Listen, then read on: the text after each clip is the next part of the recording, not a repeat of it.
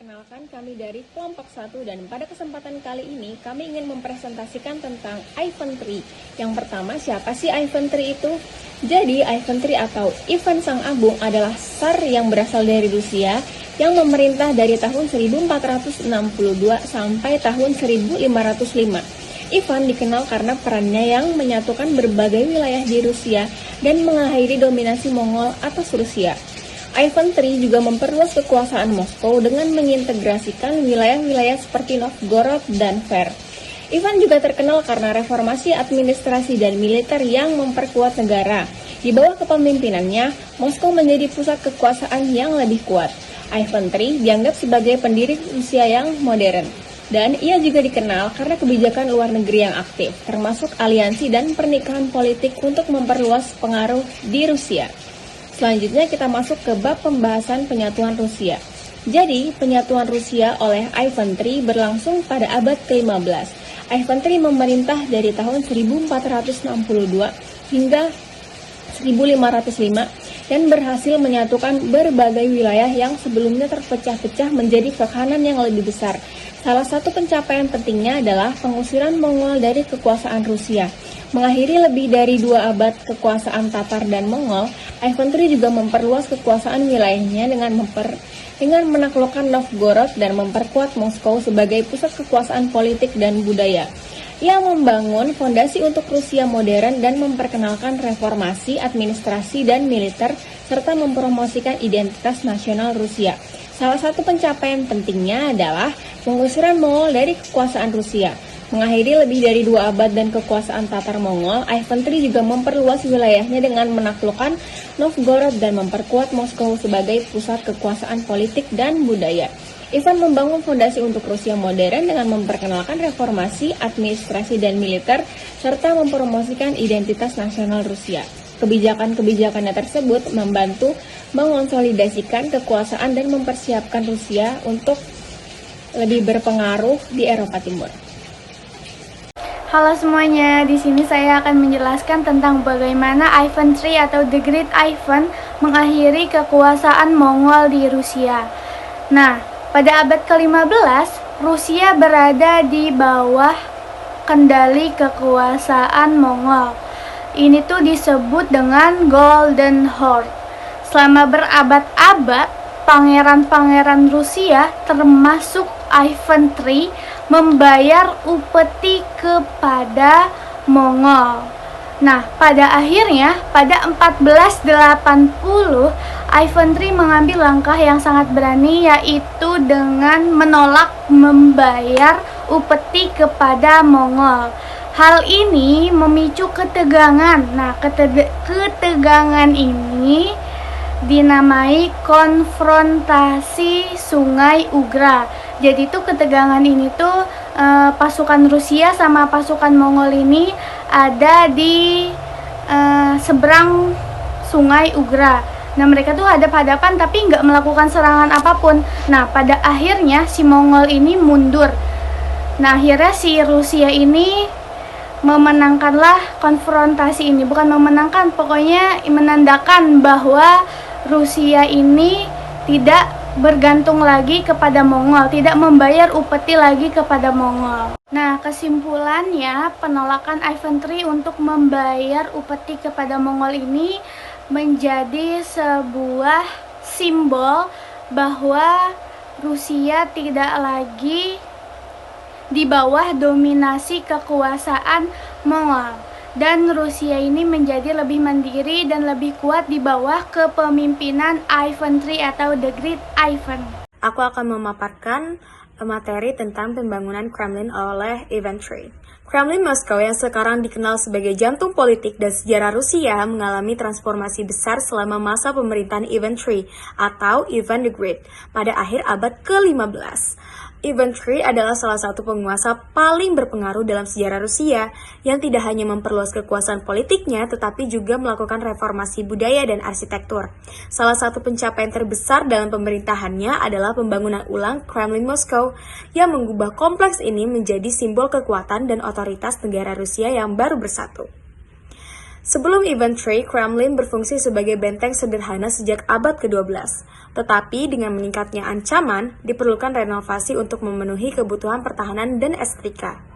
Terinspirasi oleh tradisi Bizantium dan arsitektur Eropa Barat, terutama setelah menikahi Sofia Palaiologina, Inventory mengundang arsitek Italia seperti Aristotele Fioravanti untuk berkontribusi pada pembangunan.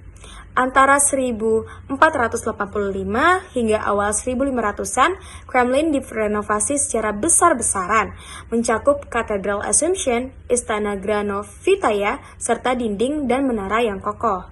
Kremlin tidak hanya berfungsi sebagai benteng pertahanan, tetapi juga sebagai pusat kekuasaan politik dan militer Rusia, serta simbol status Moskow sebagai Roma ketiga.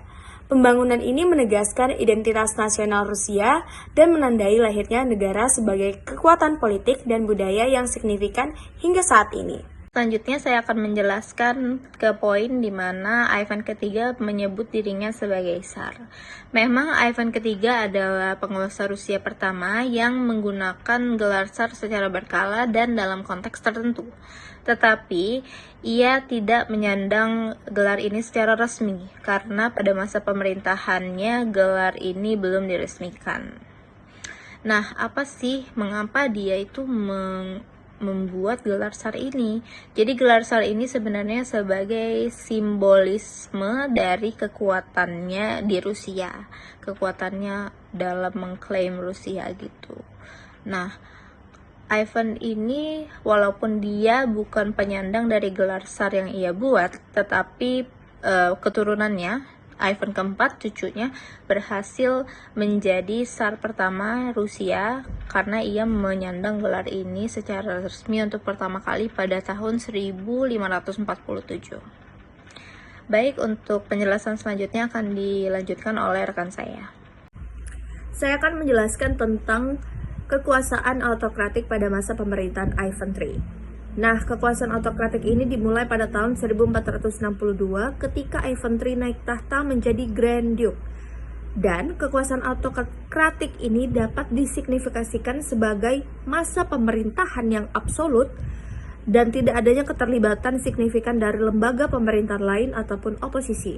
Berikut akan saya coba paparkan beberapa poin bentuk kepemerintahan Ivan III dalam kekuasaan autokratik. Yang pertama adalah adanya kekuasaan absolut. Pada zaman ini, Ivan III memiliki kekuasaan penuh atas semua aspek pemerintahan, hukum, dan militer. Dan keputusan beliau ini tidak perlu memerlukan persetujuan dari pihak-pihak lain. Lalu yang kedua adanya pengurangan kekuasaan bangsawan. Pada zaman ini, Ivan III mengurangi kekuasaan dan pengaruh para bangsawan lokal dan ia ingin memperkuat posisinya sebagai penguasa tertinggi dengan mengurangi otonomi dan kekuasaan feodal yang dimiliki oleh bangsawan. Poin ketiga ada sentralisasi administrasi. Pada zaman kekuasaan autokratik, Ivan III membangun birokrasi yang terorganisir dan efisien, mengatur pemerintahan di bawah kendali pusat, yang dimana hal ini memungkinkan pengawasan yang lebih baik atas wilayah-wilayah yang diperintahnya. Dan poin yang terakhir adalah penolakan terhadap setiap pengaruh dari luar, yang mana poin ini mengartikan bahwa Ivan III menjauhkan segala pengaruh asing, terutama pengaruh dari Mongol, dengan tujuan untuk mengembalikan kemuliaan dan kedaulatan Rusia, yang dimana ini juga bertujuan untuk meningkatkan rasa nasionalisme dan kesatuan di bawah kepemimpinannya pada masa kekuasaan autokratik. Baik, pada bagian saya akan menjelaskan pernikahan diplomatik dari Ivan ketiga. Jadi, pada tahun 1472 terjadi peristiwa penting yang memperkuat posisi Moskow baik secara politik maupun simbolik. Peristiwa ini adalah pernikahan diplomatik antara Ivan ketiga dengan Sofia Palaiologina.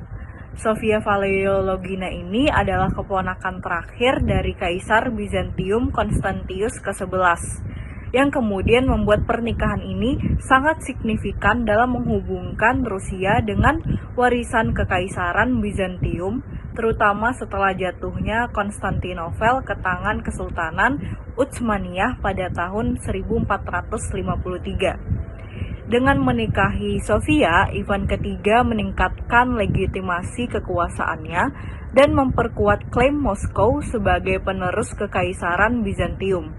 Pernikahan ini kemudian memungkinkan Ivan ketiga untuk mengadopsi simbol-simbol kekaisaran Bizantium, termasuk elang berkepala dua serta gelar Tsar yang berasal dari kata kaisar.